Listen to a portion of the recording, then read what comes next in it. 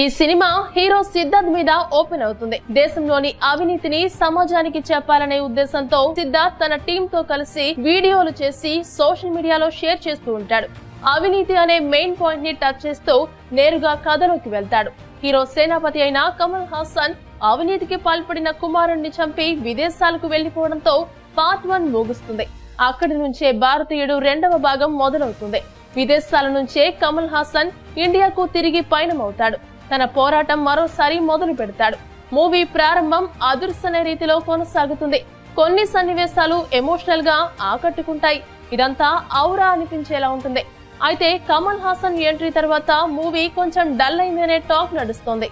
వృద్ధిగా Kamal Haasan getup first half లో అంతగా impress చేయలేదని, నిర్మాణ విలువలు బాగున్నా కూడా స్క్రీన్ ప్లే లో శంకర్ మార్క్ కనిపించలేదని సోషల్ మీడియా కోడెక్కుస్తుంది. ఈ చిత్రం చూసిన ప్రేక్షకులు సైతం అదే ఫీల్ అవుతున్నారు.